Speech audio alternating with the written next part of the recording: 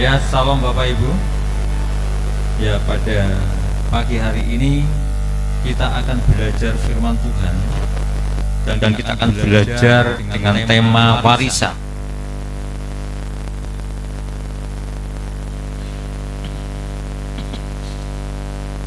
Dalam tema tahunan kita New Season atau musim baru, kita akan belajar tentang warisan, dan ini merupakan salah satu kunci kita masuk dalam satu musim yang baru. Kita perhatikan 2 Timotius 1 ayat 5. Sebab aku teringat akan imanmu yang tulus ikhlas, yaitu iman yang pertama-tama hidup di dalam nenek Lois dan dalam ibumu Yunika, dan yang aku yakin hidup juga di dalam dirimu. Warisan itu merupakan harta, kekayaan dari orang tua, baik itu bersifat harta benda maupun nama baik maupun percaya. Dan biasanya secara umum warisan itu merupakan harta yang diberikan orang tua setelah orang itu meninggal. Tetapi untuk saat ini ternyata hal itu kurang berlaku. Ya, orang tua masih hidup pun warisan sudah betul? Tidak ada masalah. Mau bagi saat hidup maupun mau bagi pada saat orang meninggal, itu tidak ada masalah. Ya, itu satu warisan. Kita perhatikan ada 2 macam warisan, ya. Ada 2 macam warisan. Yang pertama bersifat fana. Kita bisa melihat Pengkhotbah 5 ayat 13 sampai 14. Dikatakan demikian, dan kekayaan itu binasa oleh kemalangan, sehingga tak ada satupun padanya untuk anak. Sebagaimana ia keluar dari kandungan ibunya, dan juga ia akan pergi telanjang seperti ketika ia datang, dan tak diperolehnya dari jerih payahnya suatu pun yang dapat dibawa dalam tangannya. Ini merupakan warisan yang bersifat fana, yang bersifat sementara, hanya berlaku pada waktu dia hidup di dalam dunia. Betul? Itulah warisan. Harta benda tidak bisa dibawa ke surga. Nama baik kita pun juga tidak bisa dibawa ke surga. Hanya dikenal di saat manusia ada di dunia. Bapak warisan yang besar pada saya hanya berlaku di dalam dunia, tidak bisa menembus surga. Dan warisan yang sering dikejar oleh manusia, yang dikejar oleh manusia, bahkan sampai berkelahi antar saudara gara-gara warisan, bahkan sampai membunuh gara-gara warisan. Ini yang dikejar, warisan fana ini yang dikejar oleh manusia zaman sekarang ini.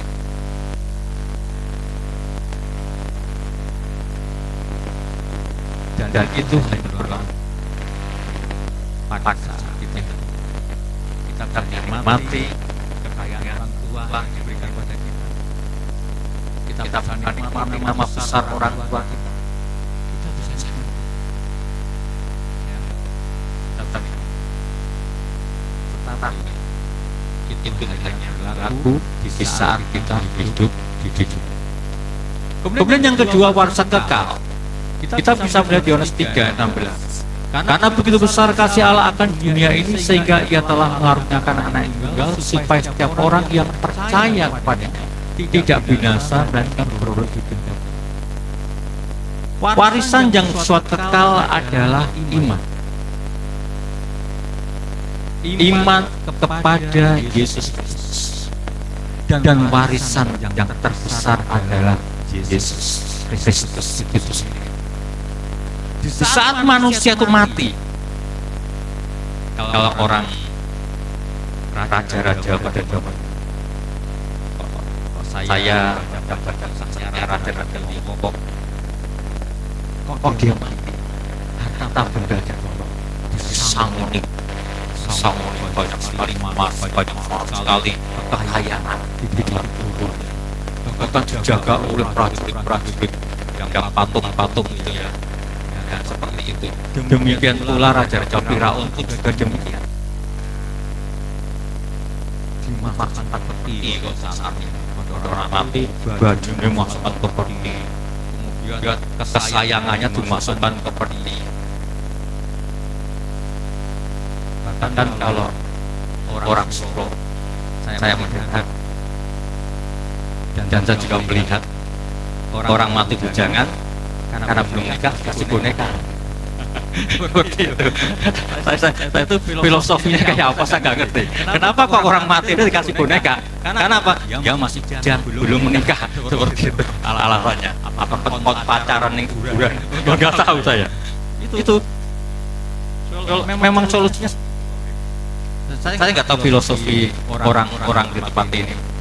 Mengapa ke orang mati kok jangan itu dikasih boneka? Saya nggak tahu. Supaya dapat pacaran. Barang-barang itu tidak bisa menembus surga. Tetap ada di tanah dan akan hancur di tanah bersama jasad orang itu. Tetapi tidak bisa menembus surga. Tetapi warisan iman dapat membawa kita ke surga. Amin. Ini yang paling penting bagi kita sebagai orang tua. Kita harus mewariskan warisan yang kekal, yaitu iman kepada anak-anak kita. Amin. Kalau kita mau masuk ke bulan Yesus, tanamkan iman itu. Tentunya orang tua yang menanamkan iman harus benar juga. Amin. Bagaimana kita bisa mewariskan iman jika hidup kita nggak benar, nggak memiliki iman yang benar kepada Yesus Kristus? Tidak mungkin kita bisa mewariskan iman kepada anak-anak kita. Nggak mungkin. Kok kita melihat daftar raja-raja yang dulu saya pernah katakan, Raja Israel dan Raja Yehuda. Raja Israel itu kebanyakan tidak mewariskan warisan iman yang benar kepada keturunannya, maka kerajaannya hancur. Tetapi raja-raja Yehuda mewariskan iman kepada anak-anaknya dan kerajaannya bertahan sampai saat ini. Itu adalah warisan iman. Warisan yang ditanamkan pada keturunan kita, pada anak-anak kita, dan itu harus sejak anak itu dalam kandungan. Amin. Tanamkan benih iman itu pada diri. Ini adalah warisan kekal. Dikatakan karena begitu besar kasih Allah akan dunia ini, sehingga Ia mengaruniakan anak yang tunggal supaya setiap orang yang percaya kepadanya tidak binasa melainkan beroleh hidup yang kekal. Hanya kepercayaan kepada Yesus Kristus itulah yang dapat membawa kita ke surga. Yang lainnya tidak bisa. Yang lainnya tidak bisa. Jangan sampai kita mengatakan banyak jalan Roma menuju Roma. Ya memang banyak jalan menuju Roma. Saya setuju sekali. Tapi jalan menuju surga hanya satu. Amin. Melalui Tuhan Yesus Kristus. Hanya itu. Maka itu wariskan iman kepada anak-anak. Itulah warisan kekal, warisan yang tidak pernah bisa mati. Amin. Dan warisan itu membawa anak-anak ke surga. Tentunya kita kan tidak bisa membayangkan anak kita ke neraka, tapi kita ke surga. Coba bayangkan aja. Atau sekarang aja dalam kehidupan nyata kita sebagai orang tua makannya enak, tapi anaknya makannya nggak enak. Kita mikir nggak? Mikir toh. Aku makan enak-enak kok, anakku makan enak. Saya itu kalau seminar di hotel-hotel makan saya enak-enak, saya pikir di rumah. Saya mikir di rumah loh. bojoku karo anakku mangan apa ya ini? Aku mangan enak. Saya mikir itu baru orang tua, baru di dunia ini. Tapi apakah kita nggak berpikir ke depan dalam kekekalan itu? Anak-anak kita ke neraka, tapi kita ke surga. Berpikir enggak? Bagaimana kita bisa membawa anak-anak kita ke surga bersama kita? Warisan iman juga yang menentukan. Amin. Seperti Timotius juga diwariskan iman dari neneknya yang bernama siapa? Louis, dan ibunya yang bernama ini. Ingat baik-baik, nenek dan ibu mewariskan iman kepada Timotius. Saya ulang lagi. Sebab aku teringat akan imanmu yang tulus ikhlas, yaitu iman yang pertama-tama hidup di dalam nenekmu Louis. Baik-baik, neneknya Louis yang bernama Louis menanamkan iman kepada ibunya yang bernama ibunya Timotius yang bernama siapa? Eunike. Dan kedua orang itu yang masih hidup menanamkan imannya kepada Timotius. Kekuatan yang luar biasa. Amin. Dan akhirnya kalau kita melihat, kalau kita membaca kitab Timotius menjadi seorang gembala yang hebat dan yang luar biasa di masa muda. Karena ada warisan iman yang ditanamkan oleh kedua orang tersebut, baik neneknya maupun ibu. Amin. Dan kita harus sadar bahwa hidup kita itu tidak hanya di dunia ini, tetapi lebih panjang dan kekal di sana. Maka persiapkan hidup kita dan anak-anak kita, keturunan kita, untuk bersama-sama mewarisi iman yang dapat menembus surga. Amin. Next. Bagaimana kita memberikan warisan kekal? Kita bisa membaca 2 Timotius 1:5. Kita bisa bayangkan apa yang terjadi dalam kehidupan keluarga Louis, Eunike, dan Timotius. Kita bisa bayangkan. Yang pertama, Louis dan Eunike, saya percaya dia menanamkan iman kepada Timotius. Amin. Saya percaya, nak, kamu percaya pada Yesus. Dan dia selalu membacakan firman itu. Karena firman itu, iman itu muncul dari pendengaran akan firman Kristus. Maka firman itu dibacakan setiap hari kepada anaknya yang bernama Timotius. Benih iman itu tertanam dalam diri Timotius. Ingat baik-baik, firman yang keluar dari mulut Allah tidak akan kembali dengan sia-sia, dan dia akan mengerjakan sesuai dengan perintah Tuhan. Amin. Jadi, kenapa Natal kita mengundang warga sekeliling? Karena Natal itu adalah misi. Coba saudara bayangkan pada waktu Tuhan Yesus lahir, yang dipanggil Tuhan pertama kali orang yang belum percaya, orang Majus dan gembala. Betul? Yang diundang pertama kali justru mereka, bukan orang Farisi, orang Saduki, tetapi orang yang dari jauh, dari Persia, Majus, yang jumlahnya saya nggak tahu. Tapi menurut tradisi gereja 3 orang, karena persabatannya 3. Belum.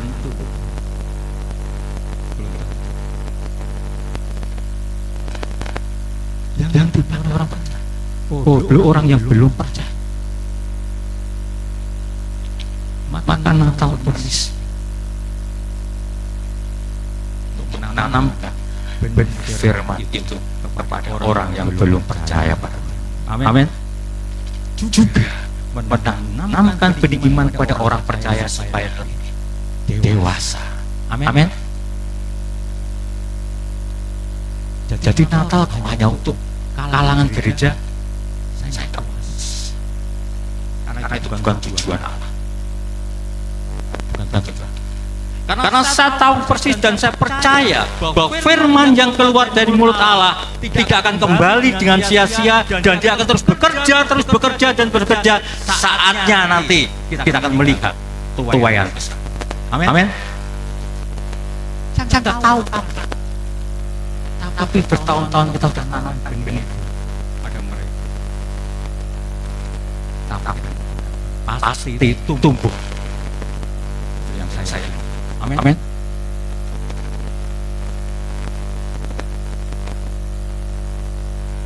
Kita perhatikan di sini. Menanamkan benih kepada anak-anak. Yang kedua, Lois dan Junika memberikan latihan hidup bagi Timotius. Amin. Dan yang lain, kehidupan yang lain, kehidupan yang mengasihi orang. Timotius melihat hal itu pada waktu dia masih yang baik. Anak-anak itu merekam apa yang dilakukan oleh orang tuanya. Meskipun itu berjalan, merekam apa yang dilakukan dan saya ingat sangat jejak. Teladan itulah yang membentuk karakter anak-anak. Kita memberitakan firman kok teladan kita nggak bagus, anak-anak kita pun akan melakukan apa yang kita lakukan yang tidak bagus itu. Betul. Karena anak-anak itu meniru, maka dengan teladan firman ditanamkan, tetapi kita dengan teladan yang baik. Bukti dari firman yang kita tanamkan kepada anak-anak yaitu teladan hidup. Amin.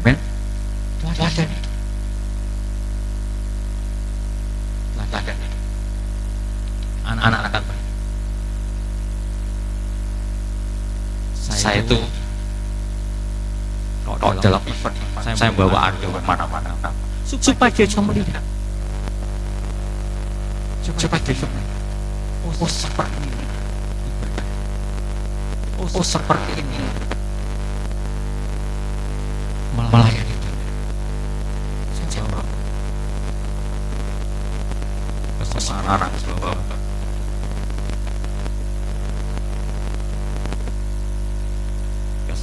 seminar yang berkompeten bahwa supaya dia bisa melihat. Ini adalah salah satu cara bagaimana anak-anak itu hidup dalam lingkungan rohani. Amin. Ada. Kemudian pemuritan, ajari anak-anak berdoa. Amin. Bentuk persekutuan doa kecil. Suruh baca Alkitab.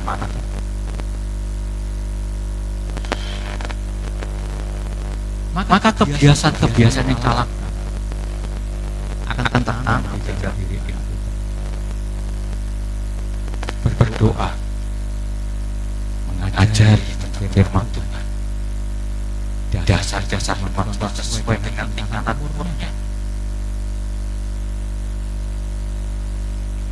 Adakan pemuritan dalam rumah tangga kita. Amin. Karena Tuhan Yesus mengatakan apa? Jadikan semua bangsamu. Kita bisa menjadikan orang lain murid, tapi anak kita tidak. Banyak gembala-gembala yang gagal loh mendidik anak-anaknya. Banyak loh. Banyak sekali. Bisa memuridkan orang lain, tapi memuridkan anaknya tidak.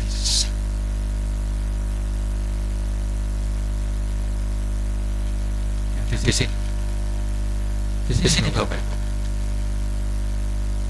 Ternyata pemuridan dalam rumah tangga itu ajak anak-anak ngobrol tentang firman Tuhan. Meskipun santai, tidak resmi. Ngobrol. Ajak mereka bicara secara sederhana sesuai dengan tingkatan umur. Firman itu akan tertanam dan membentuk. Amin. Anak tersebut. Kemudian yang keempat, memberikan tanggung jawab.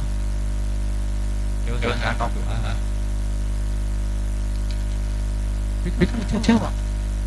Mau sekolah mau mantap doa. Saya berikan tanggung jawab sendiri kantor saya.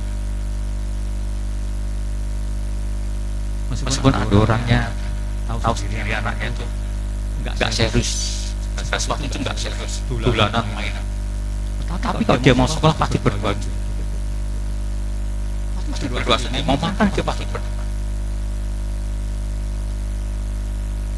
Nah, kita harus ajari terus menerus, ya.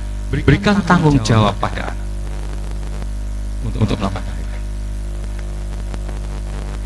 Ada tak sangoni, ini temennya yang itu dikasih ya, iya. Sangoni teman-teman yang ada dikasih. Ada tanggung jawab supaya anak itu bisa bermurah hati dan ngasih orang lain. Amin. Dasar-dasarnya sangat sederhana. Jangan mengajak anak pelit. Jangan mengajari anak pelit. Ajari anak berdoa. Ajari anak.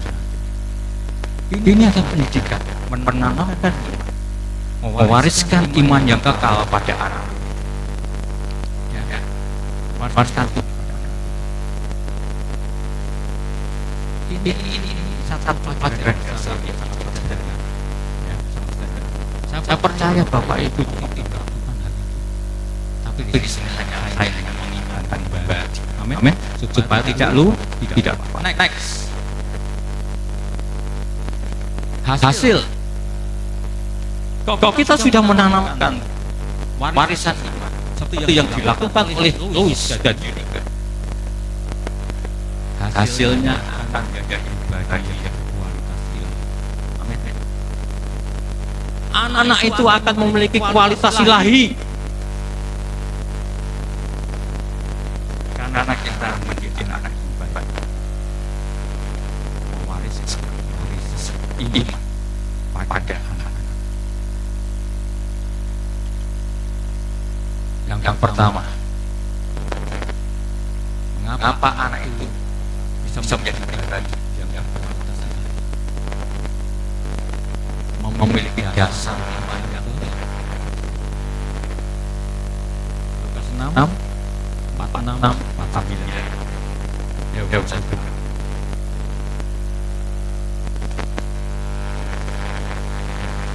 Mengapa kamu berseru kepadaku Tuhan, Tuhan, padahal kamu tidak melakukan apa yang aku katakan? Setiap orang datang kepadaku dan mendengarkan perkataan kita melakukannya, aku akan menyatakan kepadanya dengan siapa dalam sabda. Ia sama dengan seorang yang mendirikan rumah, orang itu menggali dalam-dalam dan meletakkan dasarnya di atas batu. Ketika datang air bah dan banjir melanda rumah itu tidak dapat digoyang karena rumah itu kokoh di bawah. Anak itu sudah memiliki landasan iman yang teguh dan tidak akan goyah. Amin. Diumpamakan pada waktu kita membangun rumah, pondasinya sudah kuat. Dan di saat angin datang, banjir melanda, dia tetap berdiri. Kita sudah persiapkan anak itu supaya tidak terombang-ambing. Dia tetap punya prinsip iman yang benar, yaitu Yesus. Amin. Memiliki dasar iman. Anak-anak prinsip sekali Yesus tetap Yesus. Amin. dipengaruhi oleh siapapun. Dia akan katakan sekali Yesus tetap Yesus. Amin. Tantangan apapun yang menimpa dirinya, sekali Yesus tetap Yesus. Karena dia sudah mendapatkan pendidikan yang benar dalam rohnya. Maka dia memiliki iman yang teguh di dalam diri.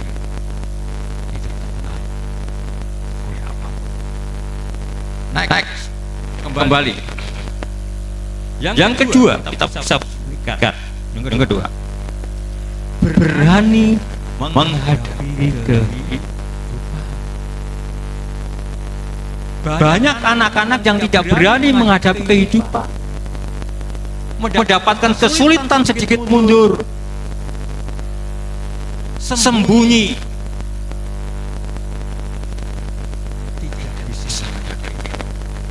tidak bisa menerima kenyataan hidup. Karena fondasinya tidak fondasi. Kalau perkara jatuh sanggup dalam dia memberi kekuasaan kepada. Kalau anak itu sudah memiliki fondasi yang baik, dia akan sanggup menghadapi kehidupan. Dia akan berkata segala perkara dapat ditanggung dalam yang dengan kekuatan. Amin. Kesulitan-kesulitan apapun, tantangan-tantangan apapun, dia akan terobos. Amin. Tidak takut menghadapi itu. Makanya orang takut tuh menghadapi itu. Piye ya masa depan? Oh, piye ya kayak gini, piye ya kayak gini, piye ya, piye.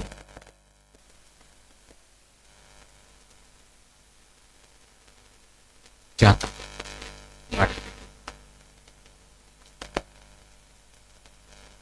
Saya orang yang tidak takut menghadapi itu. Dari kecil saya dilepas mati. SMP saya cari uang sendiri, jadi cuma parkir.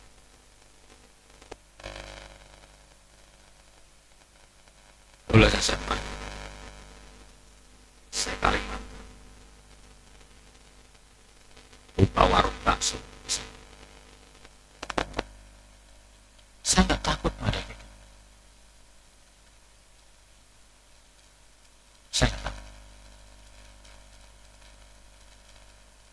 Banyak orang takut menghadapi itu, maka dia nggak bisa maju.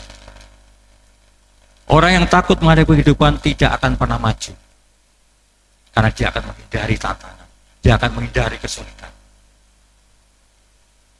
karena dia tidak bisa melihat kenyataan dunia itu yang selalu melawan kita. Kenyataannya dunia itu melawan kita, tapi kalau kita tidak maju menerobos, kita akan kalah.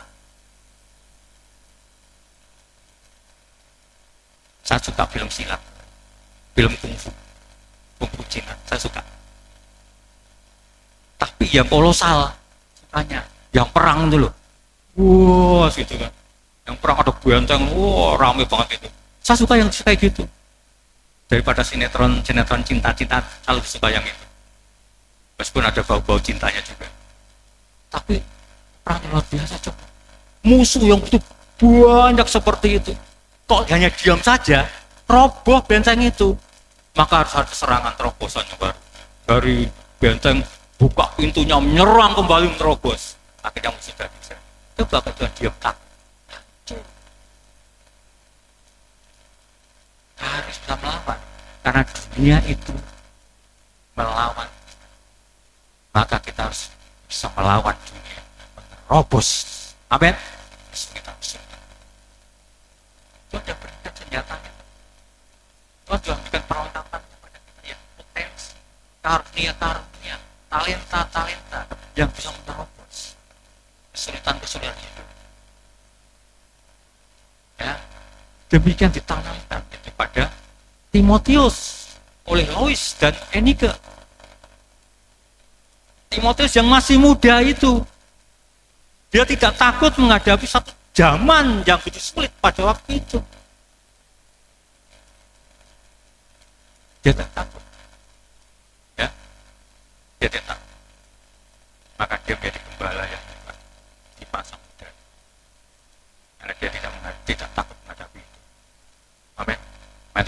takut menghadapi hidup. Karena masa depan sungguh ada. Amin. Harapan tidak akan hilang. Itu firman Tuhan itu ucapkan, jika kita menghadapi kesulitan itu ucapkan firman Tuhan. Karena doa yang terbaik adalah mengatakan firman Tuhan. Itu doa yang paling bagus.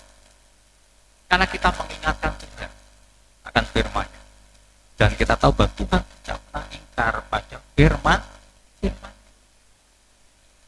Itu dia, Pak. Saya kalau menghadapi kesulitan, saya perkatakan firman. Maka jadi kuat. Amin. Kemudian yang ketiga, sulit menjadi miskin. Baik-baik. Orang yang ditanamkan iman yang benar, yang mewarisi iman yang benar, anak itu sulit untuk jadi miskin. Amin. Kita lihat Mazmur 37:25. Yuk.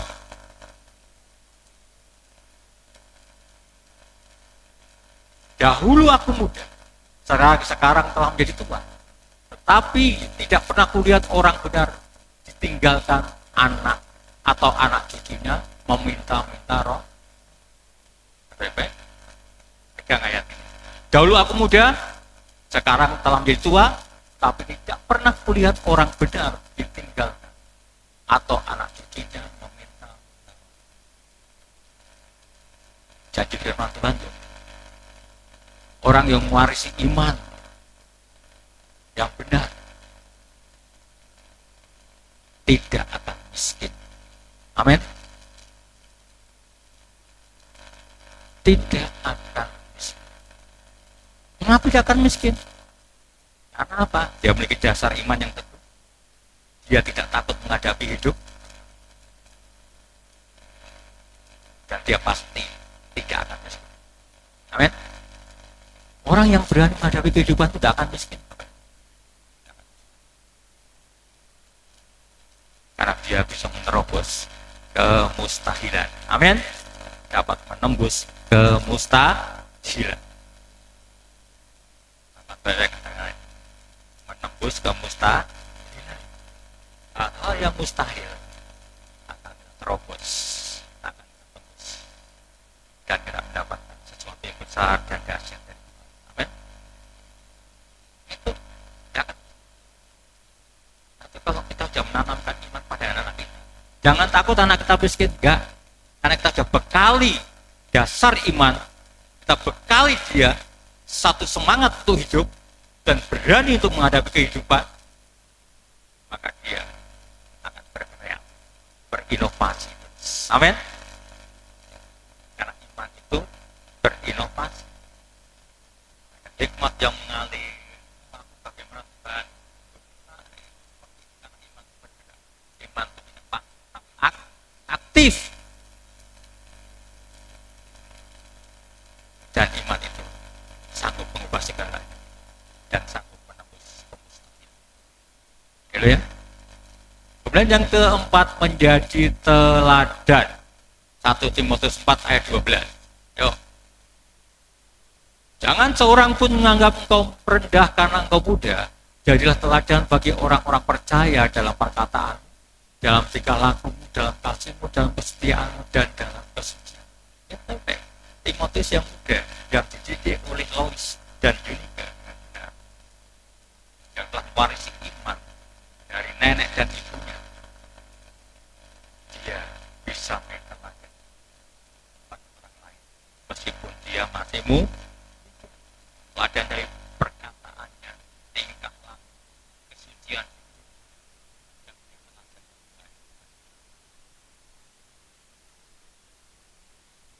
Ini Timotius. Maka wariskan iman kepada anak-anak. Amin. Karena itu warisan yang jangan pernah mati. Warisan itu membawa anak-anak kita pada kemuliaan meskipun hari dunia, dan selanjutnya membawa anak-anak kita pada kemuliaan yang jadi kesuksesan tidak hanya di bumi, tapi juga ada surga. Jangan bilang biarpun miskin dunia tapi kaya di surga, saya tidak setuju. Coba silakan Anda miskin di dunia, otak ngeres terus malah bicara nih, Caranya. Betul? Tetapi kita harus percaya. Kita harus kaya di dunia, tapi juga kaya di surga. Tuhan jadikan kecukupan bagi saudara. Kecukupan. Bisa makan. Amin. Itu sudah bagus, sudah cukup. Amin. Apalagi Tuhan berikan satu level kenaikan level yang lebih tinggi. Itu tergantung iman. Sanggup nggak mau naik level? Tergantung iman. Jangan cuma levelnya sedikit terus. Maka kita harus naik level. Ya, kalau saat ini penghasilan segini, besok harus segini. Kalau sekarang jabatan segini, harus segini. Kalau usaha itu sekarang segini, besok harus segini. Tadi naik terus. Amin. Iman itu kreatif. Amin. Iman itu berinovatif. Iman itu mendatangkan terobosan-terobosan yang baru. Ya, jangan kita punya ya. Biar miskin di dunia tetapi kaya di surga. Itu orang yang tidak mau maju. Perkataan itulah perkataan orang yang tidak mau maju. Dan orang yang halu. Orang yang apa? Patah hati. Dan perkataan itu. Orang yang patah hati. Ya. Maka harus punya semangat iman yang kuat. Karena iman itu akan bawa kita terbang tinggi seperti Raja Wali. Amin. Tuhan Yesus memberkati.